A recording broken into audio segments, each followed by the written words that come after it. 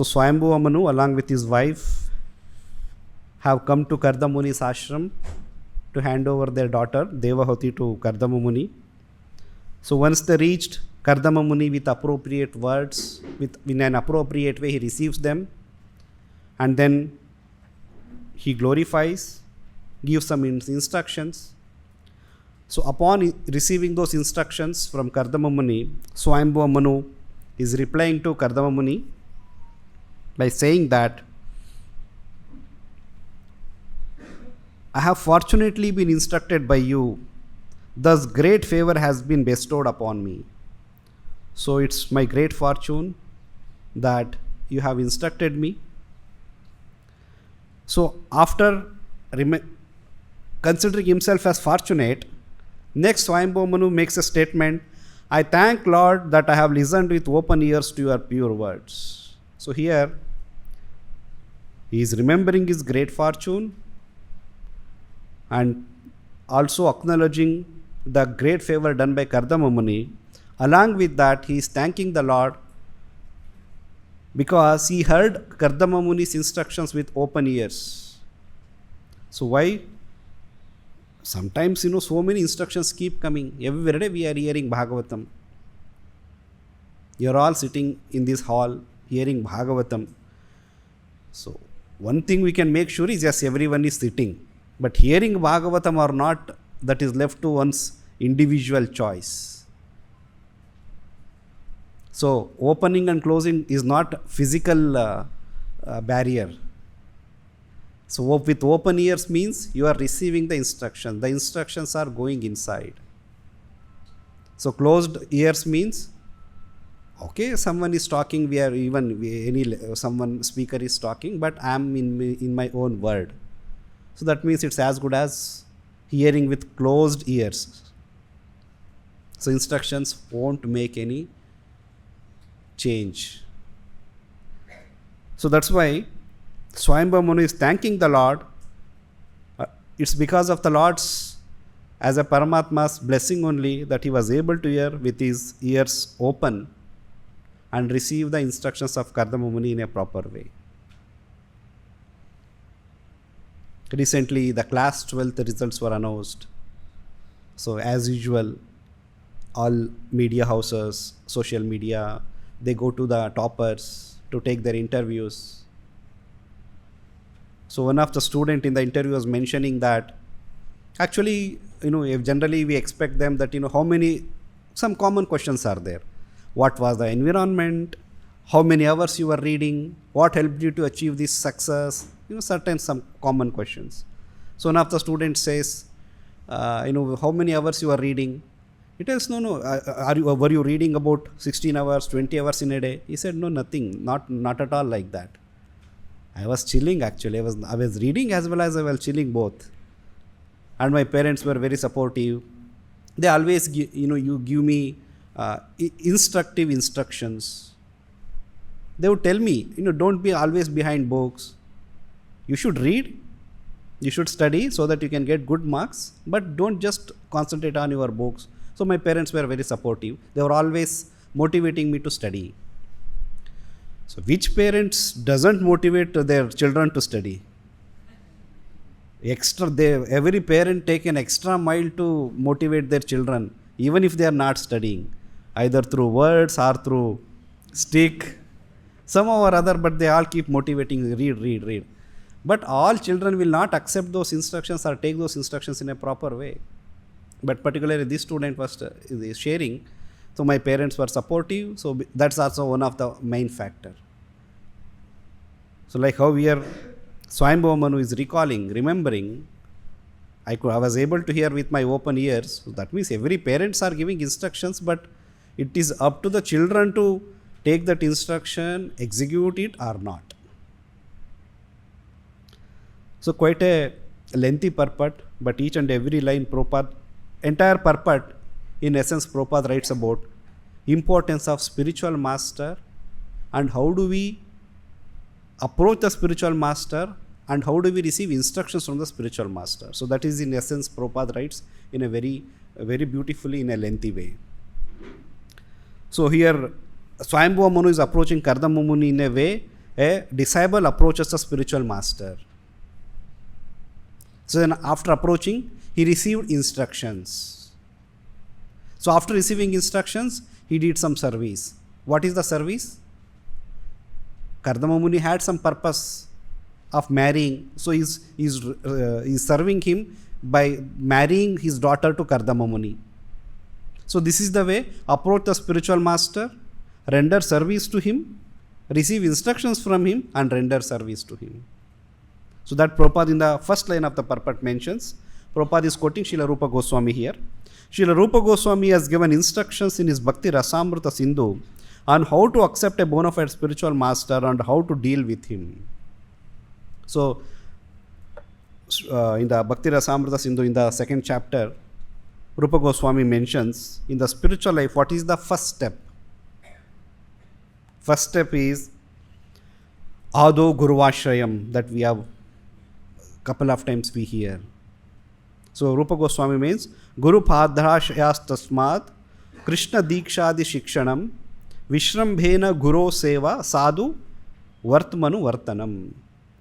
So Guru Padashraya, first of all, one should accept the lotus feet of the spiritual master, Guru Padashraya. Then Krishna Dikshadi Shikshanam. Okay, after approaching or surrendering to the spiritual master, what is supposed to do? Krishna Dikshadi Shikshanam. You should receive instructions about Krishna and initiation into the spiritual path. Krishna Dikshadi Shikshanam. Shikshana, Shiksha as well as Diksha both. And then Vishrambhena Guru Seva Sadhu Vartmanu Vartanam. So you should serve Guru with intimacy. You should understand the inner desire of the spiritual master or particular instruction of a spiritual master which he gives to that particular disciple. Understand the real intent, and then you should serve him according to him. And fourth one is following the path of the previous acharya under the guidance of the spiritual master. Another important thing, sometimes people, we will read Bhakti Siddhanta Saraswati Thakur's literatures or Bhakti Vinod Thakur instructions. Yes, we have to follow.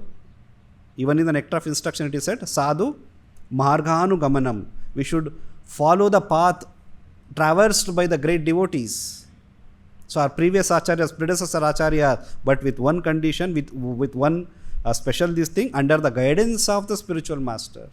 Surrender to him, receive instructions and diksha from spiritual master, understand his inner desire, serve him, and follow the sadhus or predecessor acharyas under the guidance of the current spiritual master. So this is the first step in the spiritual life, which is mentioned in the Bhakti Rasamrita Sindhu.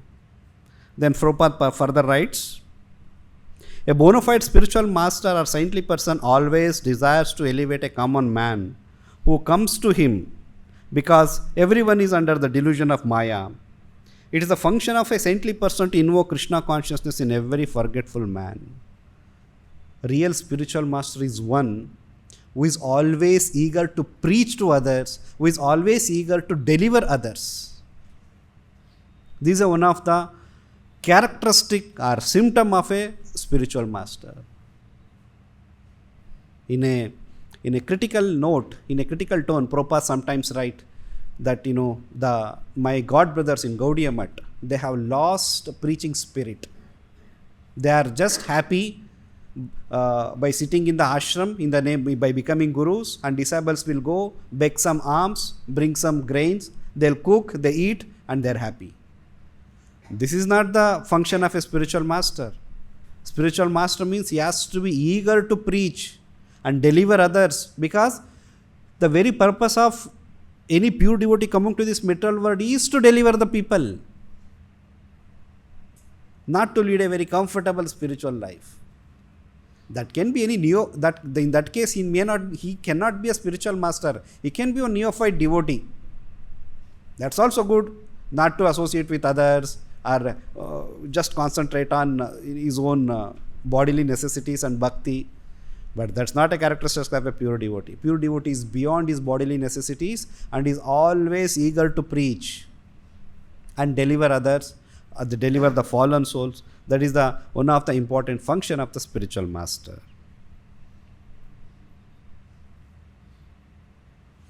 So then further Prabhupada writes, so here Manu approached Kardama Muni, and he considered himself lucky to receive the message through the oral reception. So then when a disciple approaches the spiritual master, how one is supposed to receive the instructions? As mentioned here, one should receive the transcendental message by oral reception. That's why Shruti means hearing from the spiritual master. Guru Mukha Padma Vakya, Chittate Karya Aikya. What is the meaning of Chittate Karya Aikya? Guru Mukha Padma Vakya, okay, the words emanating from the lotus mouth of our spiritual master. Chittate Karya Aikya means make those instructions one with your heart, or the instructions of the spiritual master should become life and soul of the disciple. There's an Aikya means what? Merging. Aikya means to become one, merging. In the Brahman context, we say, merging into the Brahman effulgence, or becoming one with the Brahman. So, how do we become Aikya with the spiritual master? By understanding his desire and properly executing, by making those instructions as life and soul, by taking those instructions so seriously. So that's the meaning of oral reception. Guru Mukha Padma Vakya. So the words will emanate from the lotus mouth of the spiritual master, and disciple is supposed to hear attentively through his ears. Prabhupada further writes, the word Karna Randra, in this word which is used, in this shloka it is used, Karna Randra means through the holes of the ears. The favor of the spiritual master is not received through any other part of the body but the ears. This does not mean, however, that spiritual master gives a particular type of mantra through the ears in exchange of some dollars. So like, bogus gurus. Generally, if someone is very new to Krishna consciousness, so he may be expecting Diksha means, generally we see some in these days, they put some cloth, so Guru will be sitting and disciple are Diksharti, the person who has to receive Diksha, he will go. So with a close this thing they will give. Yes, there is also one method, but this is not the general method which our acharyas have followed as such. So that Prabhupada clarifies that, how we give initiation, or how Prabhupada used to give initiation.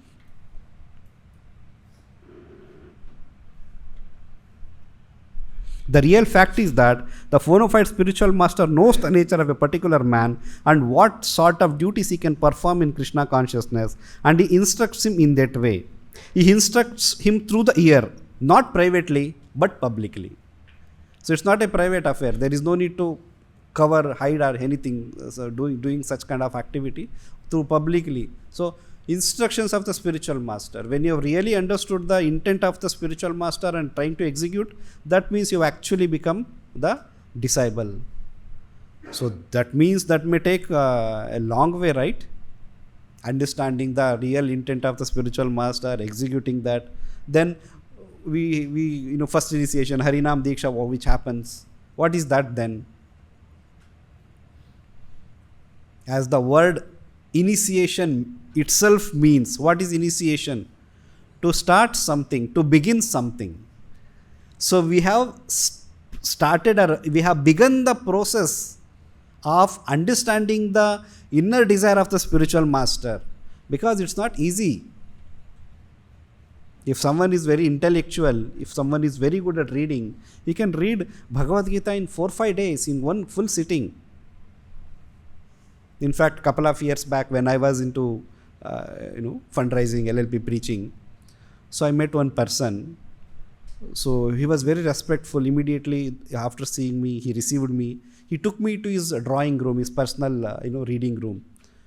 It was almost maybe 1/3 of this Krishna hall, which was filled with books, all kinds of books. Some are some novels, spiritual books, some something about environment, some world politics, like that. Generally we see that kind of books in our huge compilation of books in auditors, CA, or advocates' offices. But he was neither auditor, CA, nor he was an advocate, but he had lot of collection of books.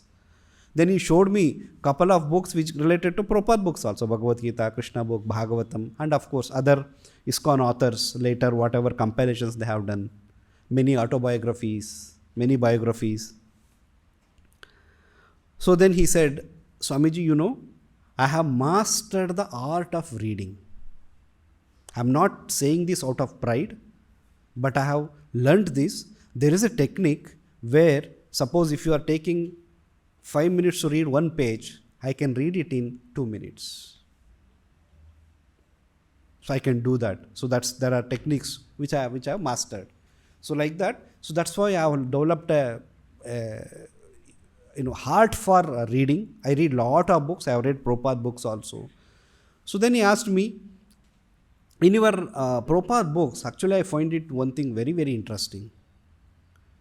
So then before answering, he only asked me the question, Swamiji, what was the factor which attracted you the most in your Guru's books? I said, philosophy, instructions, so far as that's the most important thing. So then he said, no, because I have read so many books, n number of books I have read from throughout the world authors. So in our Acharya's books, towards the last, every this thing index is given, like in the Bhagavad Gita we see, index, shloka wise, alphabetical wise. So whenever I have some doubt, I immediately go there. From there, I'll go to the respective verse. It actually helps me a lot. So he said, very good. There are different ways of appreciating the books. But our way of appreciating books is what? Not from how author has composed or index. So these are all secondary additional things, additional benefits. For us, the most important thing is to understand the message, what is there inside. Otherwise, he has read so 500, 600 or maybe thousands of books. He told me, in fact, this is just one room. Like that, I have 3-4 rooms in my basement and all the rooms are filled with books. So, but ultimately, when I said, you please start chanting at least one round of Hare Krishna Maha Mantra, he said, no, I'm happy in my reading. I am actually advanced. So, I engage myself in reading. So, that's happy. So, okay, see, thank you. All the best. You continue your path. So, we cannot help much. So, people, even there, he is reading Prabhupada books only. But what is he actually getting? What is he able to take out from that?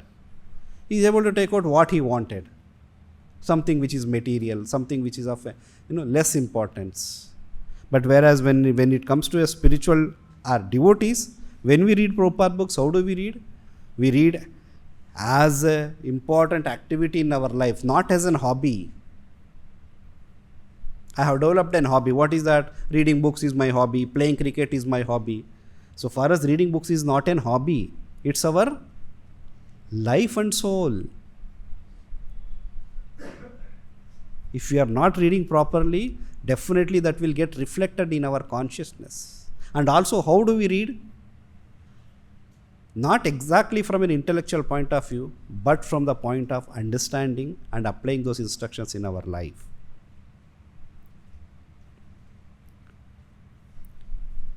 So this is how the spiritual path means. Svāyambhuva Manu is a great emperor. He was the emperor of the whole world. And he went to the hermitage of Kardama Muni, who was sitting in his own kingdom, in the kingdom of Svāyambhuva Manu, in one forest, one small hermitage, and he is sitting alone, he is meditating. So Kardama Muni is going and approaching him, Svāyambhuva Manu is going, approaching him, offering him obeisances, even though he is an emperor. So this is the real process of spiritual life. Spiritual life means irrespective of whom you are, but in front of your spiritual master, you have to surrender, you have to submit. Tadvidhi pranipatena pariprashnena sevaya. Bhagavad Gita also same thing he says. Pranipat, surrender. Pariprashna, receive instructions, question him from him, and then sevaya, render service unto him. So this is the standard process. There is no shortcut for this. In fact, not only in spiritual life, Even in material life, this applies actually.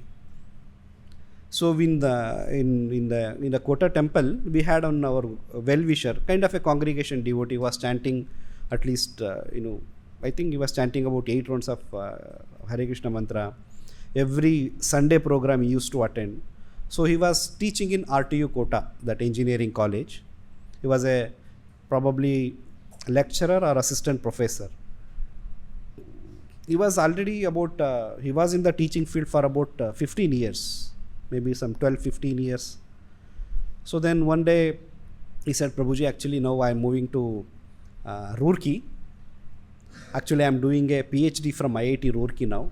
So of course even in the government, these things, no, they allow these kind of things. If you even have an officer or a lecturer, further if he wants to upgrade or study more, so they gave him a kind of half salary leave, or sometimes unpaid leave. Different arrangements are there. So he had taken that leave for 4 years or maybe 3-4 years. He has shifted himself to Roorkee, and then he said, okay, now when you are shifting, now actually just I am trying to find a suitable house there, and also now I have to find a guide for me. First he has to find a guide in the IIT Mandi. Then the professor or the guide has to accept him. Okay, I'm ready to guide you. I'm ready to mentor you. So then with that, then he can finally go and join that PhD course. So he's a lecturer or assistant professor already in the teaching field for 15 years. Why he has to accept some mentor? That's the process. Because you are going to learn something higher. Whatever your education qualification is, or whatever you are teaching, you want to upgrade your knowledge, you want to learn something higher, then you need a mentor. You have to accept a mentor. Not that 10-15 years I am teaching, thousands of students I have taught, all my students have reached to different positions. You cannot say. You have to accept a mentor, you have to work under him, then finally he has to sign your report, then finally your PhD degree will be awarded. You can add doctor as a prefix to your name. So in materially this is applicable. You have to be always, if you want to learn something higher, then you have to go to person one who is expert in that field, take him as a guide or a mentor, then only you can learn. Similarly, the Vaishnava philosophy, entire Vaishnava philosophy, I am particularly saying Vaishnava philosophy because Mayavada philosophy has a little different understanding. For them, spiritual master is till you attain that moksha or till you attain that Brahman, spiritual master is required. After that, you don't need him. Like Prabhupada gives a analogy that how Mayavadis consider spiritual master like a ladder. So once you climb the ladder, going to the first floor, why ladder is required? So kick that ladder. But Vaishnava understanding is not like that. Vaishnava understanding is what? Janme janme Prabhu Sai. Our spiritual master, relationship with the disciple and spiritual master is even life after life. And even in our regular devotional life, a devotee means, a Vaishnava means, is always under the care of another Vaishnava. He never thinks of himself as an independent person, irrespective of how much ever advanced he may be. One may think, now I am in the moment for so many years, I have chanted for so many years, I have read all the books, I have read all Prabhupada lectures, even I am rendering my services nicely. Then why do I need another devotee guidance? Why should be under their care? No. Vaishnava means, the very definition of Vaishnava means is under the care and guidance of another Vaishnava. Even if someone becomes say in a managerial position, like temple president or GBC member, Madhu Pandit Prabhu very beautifully explains this principle. If you are a young devotee, you are under the care of if you are a bhakta, you are under the care of a bhakta trainer. If not, then you are under the care of temple commander. If not, vice president or temple president. Then temple president is like highest authority for us as devotees. But temple president also will not act independently. He will always be taking guidance from maybe GBR or another senior Vaishnava. And if he is a GBC member, he will take guidance from the entire GBC body or other senior Vaishnavas.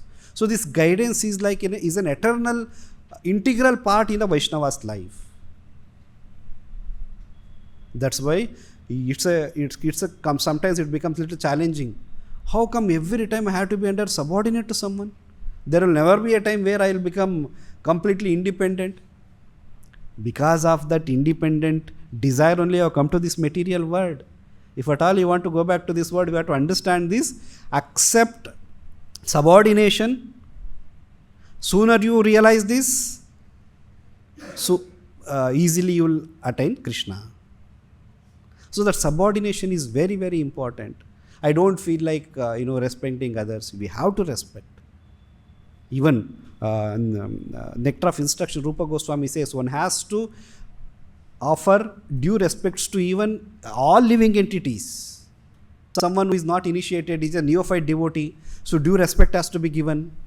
And if someone becomes initiated devotee, then another kind of respect has to be given. If someone is very fully surrendered to the spiritual master, like we consider as an advanced devotee, then another kind of respect has to be given. But common factor is what? Respect. Even for a non-devotee, even for a common man. We cannot say, hey, karmi. Why should I hear from him? So due respect has to be given. So we cannot just ignore anyone's contribution. So then in this, it's a quite lengthy purport. I'll just jump some of the portions.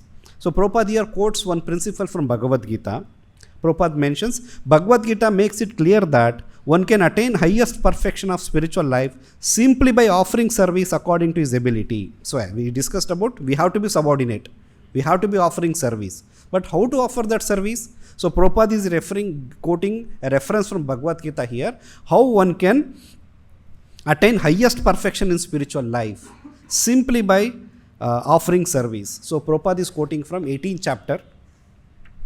So 18th chapter, Krishna explains about different ashramas and duties of different ashramas. Brahmachari, Grahastha, Vanaprastha, Sannyasa, then Brahmana, Kshatriya, Vaishya, Shudra.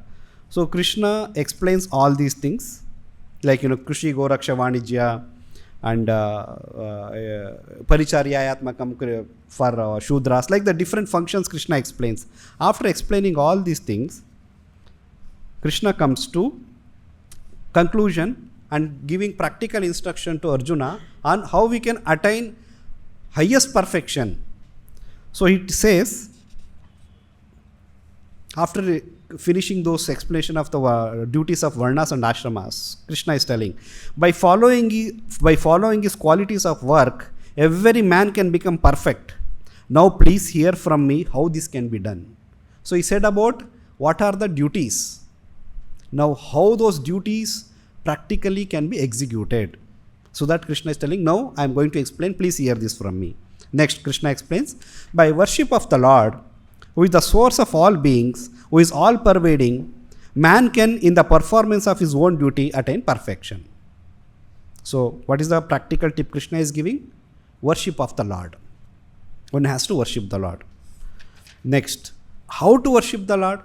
That's also a question, because different ashramas have different ways of worshipping the Lord. Shudra means he has to just assist all other three ashramas. That is the way he worships the Lord. Brahmana means yajan yajan patana patana dana pratigrahi. Kshatriya means by giving protection to Brahmanas and other citizens. So that's the way of his worshipping. That is his duty. So but what is practically for each and everyone? So in the next shloka, Krishna here said by worship of the Lord. Then next shloka. So the shloka is Shreyan Swadharmo Vigunan Paradharmat Swanustithat Swabhava Niyatam Karma Kurvan Napnoti Kilvisham. So Krishna talked about what he should do, worship of the Lord. And here in this verse, he is talking about what he should do and what he should not do. Like do's and don'ts. Always remember Krishna, never forget Krishna. Do's and don't. Both are very important, equally important. Why? If you are always remembering Krishna, where is the question of forgetting Krishna? No, we forget. That's why we are here. That's why it is said, do is always remember Krishna, and don't is never forget Krishna. So in this verse, Krishna is giving both do's and don't. So Shreyan Swadharmo Vigunan. One has to perform Swadharma, his own duty. And then Paradharmat Swanustitat. Paradharma, others' duty. Instead of doing others' duty, you do your own duty. So that elaboration Krishna does in the translation and in the purport as well as Prabhupada does that.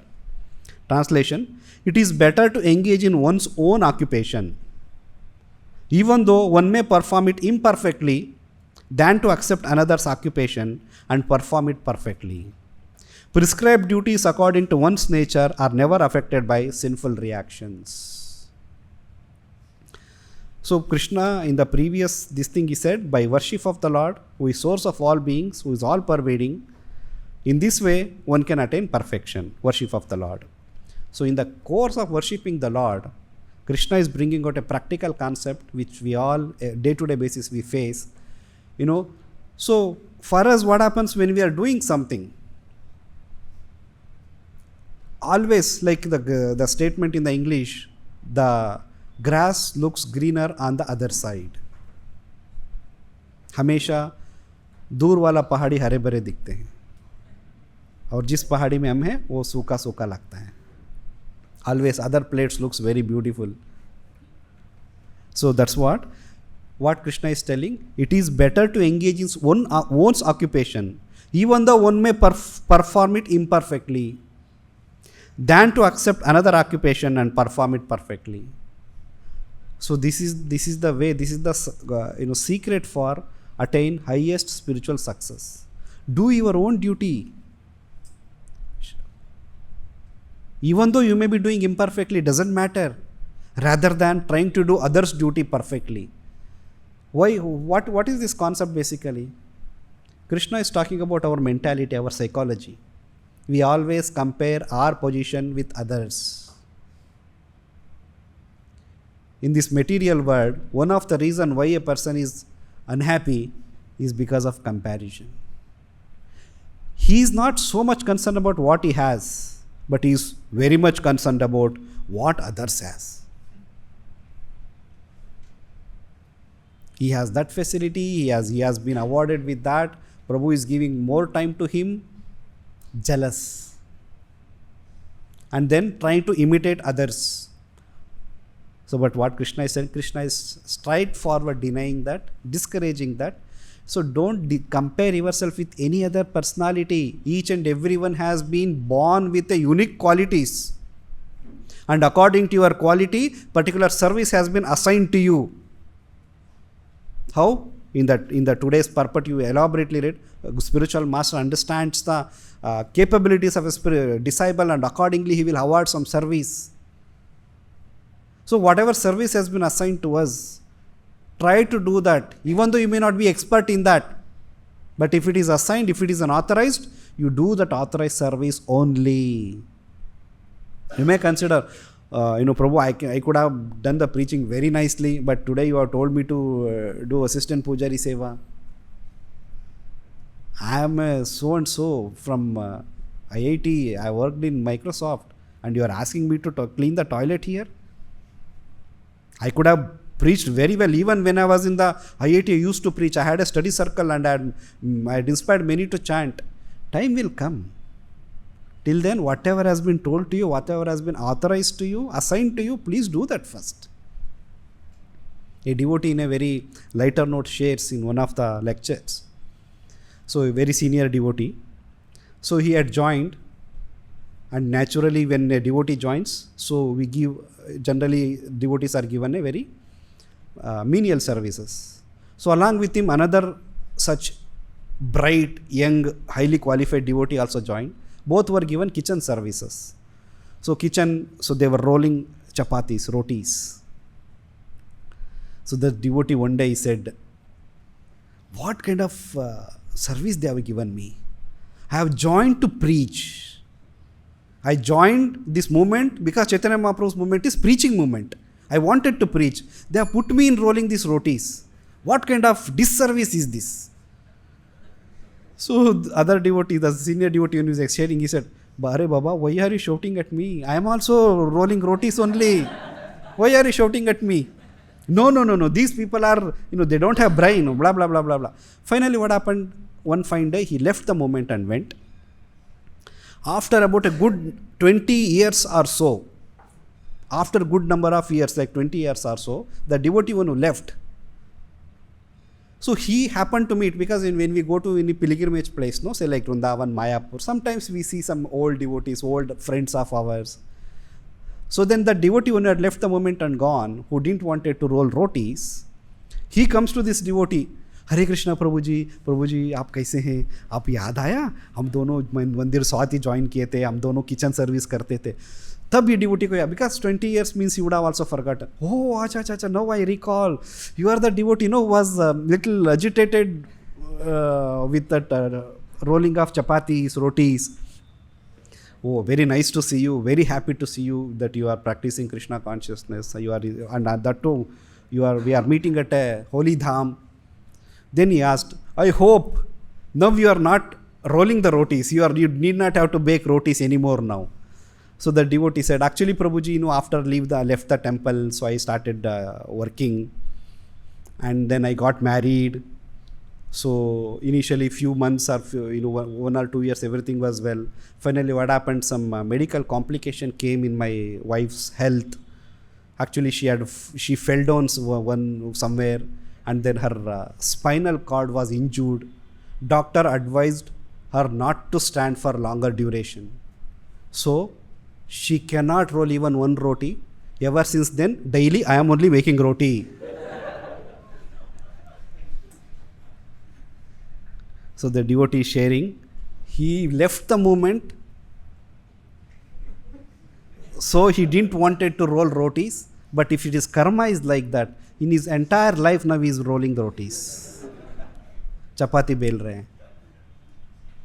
So spiritual master will understand. He will assign.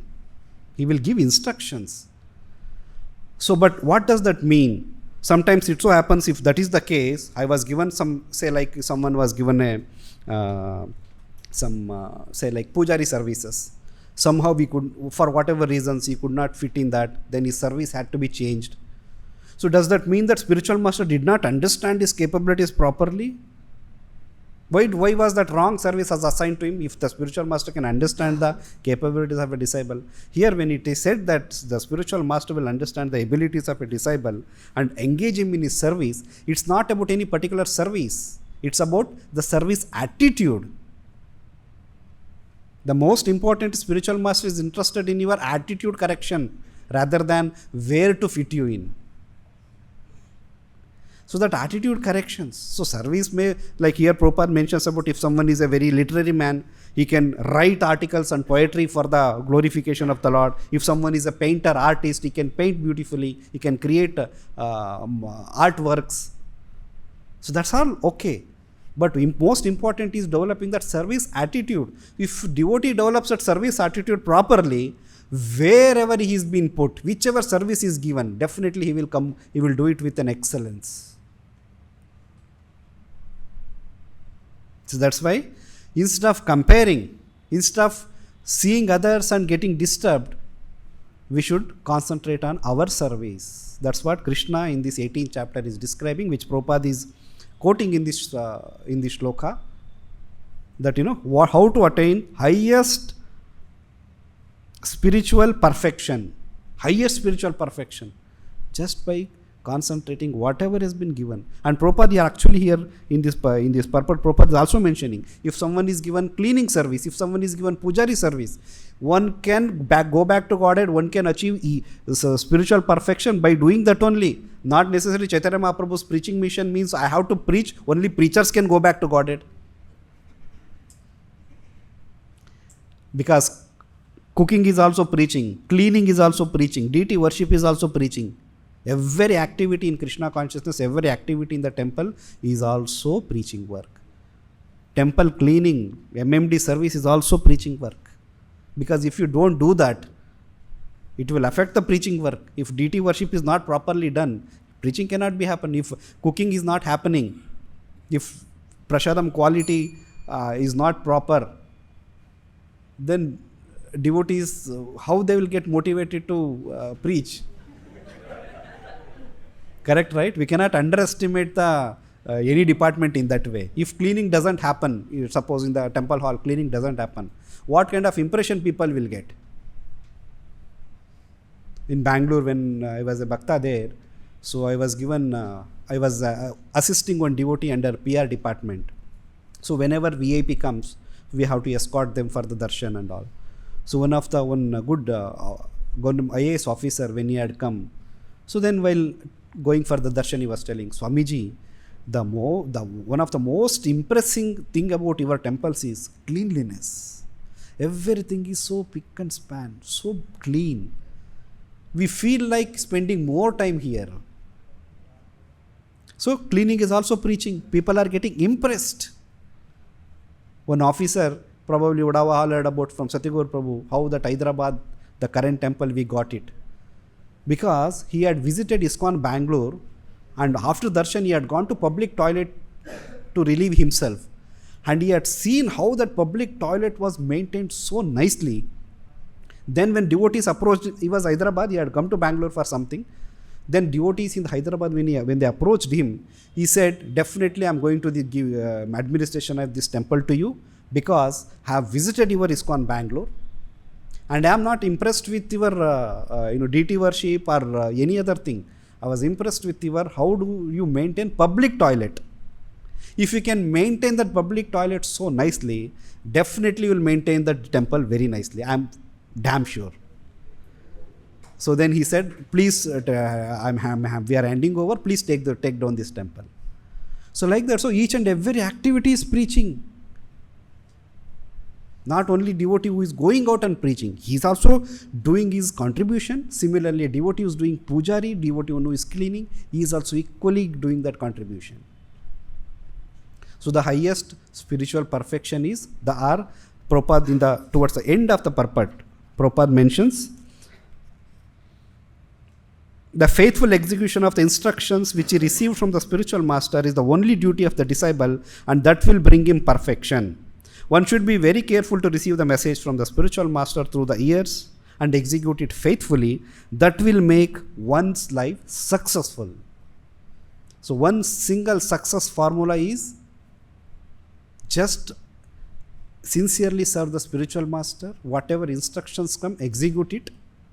Don't compare it with any others. Whatever has come to you, whatever has fallen in your plate, take it with grace. That's what Svāyambhuva Manu in this verse is telling. I am fortunate to be instructed by you, and great favor has been done by you. So gracefully, we have to express that gratitude. He is expressing gratitude to Lord also. Why? Because Lord inspired him to hear those instructions. If not, Kardama Muni will talk, and Svāyambhuva Manu in his own word. He has come? He has come for his daughter's marriage, no? So he could have concentrated on a marriage proposal. But Lord inspired him to hear those instructions from Kardama Muni. So he's offering gratitude to Lord also, that you made me hear the instructions of Kardama Muni. So one has to feel that gratitude, express that gratitude whenever we get any favor from anyone.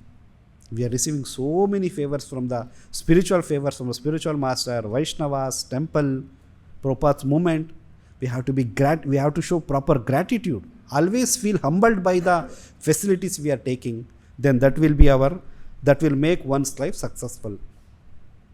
With this, I'll stop here. Grantaraj Śrīmad-Bhāgavatam ki Vishwaguru Śrīla Prabhupāda ki Ditai Gaur Premanande.